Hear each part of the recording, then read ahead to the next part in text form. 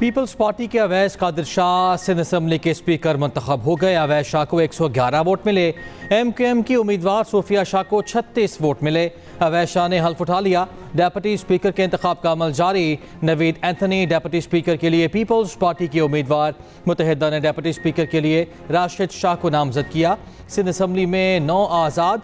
जमात इस्लामी के एक रुकन ने हल्फ उठा लिया। तहरीक इंसाफ के हिमायत याफ्ता अरकान ने इंतखाब का बायकॉट किया।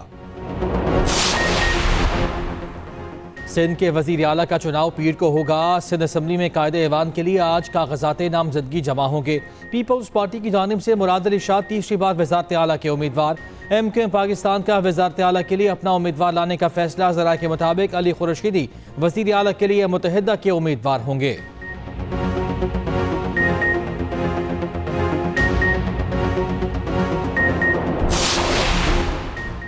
मरियम नवाज बमुकाबला राना आफ्ताब। वज़ीर आला पंजाब का फैसला पीर को होगा। पंजाब असम्बली में नून लीग की पोजीशन मजबूत।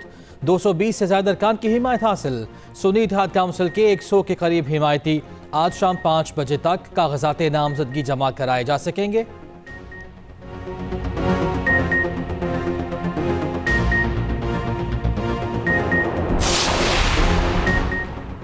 कौमी असम्बली का इजलास कब होगा, सूरत हाल वाज़ेह न हो सकी। सदर ममलिकत की जानिब से कौमी असम्बली इजलास बुलाने की एडवाइस पर दस्तखत में ताख़ीर। ज़राए के मुताबिक सदर ममलिकत का मौक़िफ़ है कि कोई भी एडवाइस 15 दिन तक रोकने का आइनी इख्तियार रखता हूँ।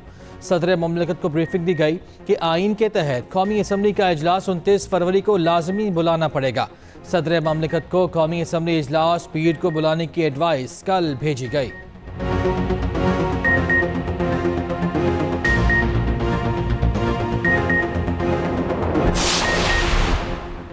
पीपल्स पार्टी की मुदस्सिर सेहर कामरान और शर्मिला फारूकी रुकन कौमी असम्बली मुंतखब हो गईं। शाजिया मरी और नफीसा शाह ने भी मखसूस नशिस्तें खाली की थीं। इलेक्शन कमीशन ने दोनों नशिस्तों पर नोटिफिकेशन जारी कर दिया। शाजिया मरी और नफीसा शाह जनरल नशिस्तों पर कौमी असम्बली के रुकन रहेंगी।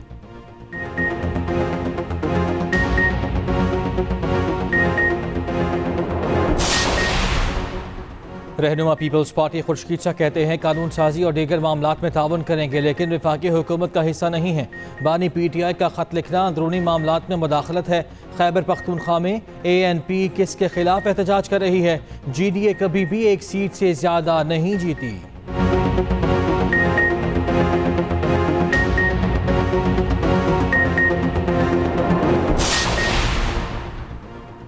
कराची में एक और शहरी डकैती मज़ाहमत पर कत्ल। मलीर लियाकत मार्केट में डाकुओं की फायरिंग से जख्मी होने वाला 35 साला नबील दौरान इलाज दम तोड़ गया। शीपा हुकाम के मुताबिक मकतूल के सीने पर गोली लगी थी। नबील शेर शाह का रिहायशी था, रिश्तेदारों के घर मिलने आया हुआ था।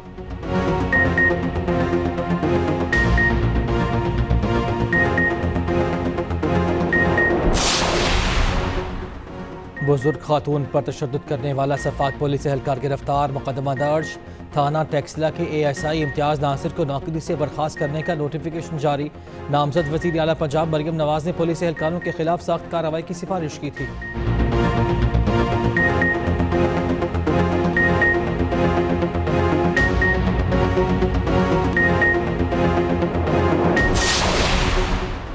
रावलपिंडी में शहरियों पर पुलिस तशद्दुद का एक और वाक़या सामने आ गया। नवाही इलाके सादिकाबाद के इलाके में डोल्फिन फोर्स एहलकारों का नौजवान पर तशद्दुद। नौजवानों की मज़ाहमत पर एहलकारों की हवाई फायरिंग फुटेज सामने आ गई। चंद रोज़ में पुलिस तशद्दुद का ये चौथा वाक़या सामने आया है।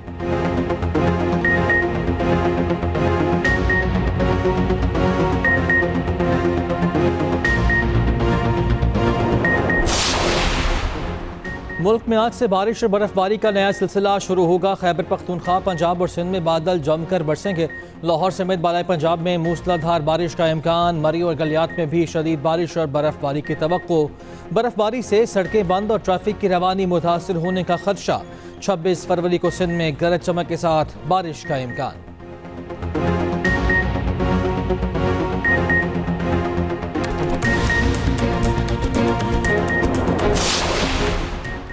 सिंध के निगरान वजीर अहमद शाह कहते हैं कि हुकूमत का गवर्नेंस का निज़ाम तकलीफ दे निज़ाम है। सरकारी फाइलों को चलाने के लिए ग्रीस लगाना पड़ता है। उन्होंने कहा समाजी इंसाफ नहीं हो रहा, कमज़ोर तबके को बाकी शहरियों के बराबर लाना है।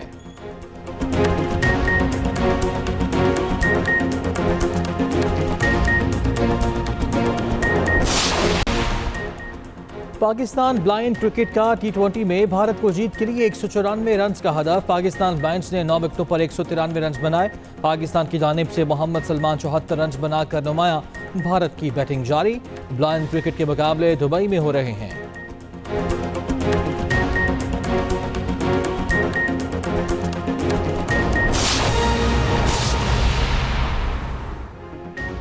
अस्सलाम वालेकुम। हेडलाइंस आप जान चुके। खबर आपको दें, पीपल्स पार्टी के अवैस कादिर शाह स्पीकर सिंध असम्बली मुंतखब हो गए हैं।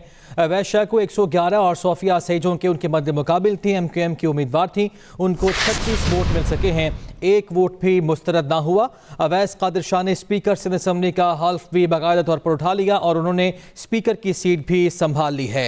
आगा सिराज दुरानी जो कि इस इजलास की सदारत कर रहे थे, अब वो साबिक स्पीकर सिंध असम्बली हो गए हैं। आगा सिराज दुरानी ने नए स्पीकर अवैस कादिर शाह से हल्फ लिया।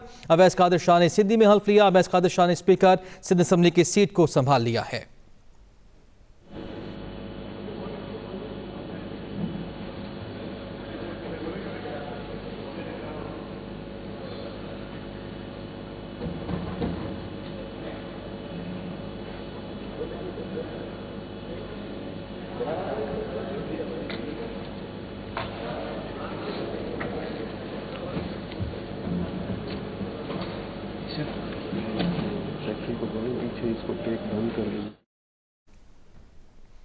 नाज़रीन, अभी मनाजिर आप मुलाहिज़ा कर रहे हैं, ये मनाजिर हैं सिंध असम्बली के, जहाँ पे अब इंतखाब हो रहा है डेप्यूटी स्पीकर के लिए और स्पीकर की सीट जो है वो पीपल्स पार्टी के अवैस कादिर शाह ने संभाल ली है, जो 111 वोट लेकर आज मुंतखब हो गए हैं। अवैस शाह को 111 वोट मिले और MQM की उम्मीदवार जो कि मद्दे मुकाबिल थी सोफिया शाह, उनको 36 वोट मिले हैं। डेप्यूटी स्पीकर का इंतखाब अभी हो रहा है, उसके लिए वोटिंग का अमल जारी है। नवीद एंथनी डेप्यूटी स्पीकर के लिए पीपल्स पार्टी के उम्मीदवार हैं, जबकि मुत्तहिदा के उम्मीदवार हैं राशिद शाह। मुत्तहिदा ने जिनको नामजद किया है और अभी डेप्यूटी स्पीकर का इंतखाब अमल में लाया जा रहा है। सिंध असम्बली में 9 आज़ाद और जमात इस्लामी के एक रुकन है जिन्होंने आज हल्फ भी उठाया है, जबकि तहरीक इंसाफ के हिमायत याफ्ता अरकान ने इंतखाब का बायकॉट किया है। सिंध असम्बली में स्पीकर और डेप्यूटी स्पीकर का इंतखाब आज होना था। स्पीकर का इंतखाब हो चुका और आपको ये भी बता चलें कि अभी इंतखाब हो रहा है डेप्यूटी स्पीकर का। डेप्यूटी स्पीकर के उम्मीदवार हैं पीपल्स पार्टी के नवीद एंथनी, जबकि उनके मद्दे मुकाबिल हैं राशिद शाह। आमिर फारूक हमारे नुमाइंदे कराची से हमारे साथ मौजूद हैं। आमिर, स्पीकर का इंतखाब हो चुका, अभी डेप्यूटी स्पीकर के लिए पोलिंग जारी है?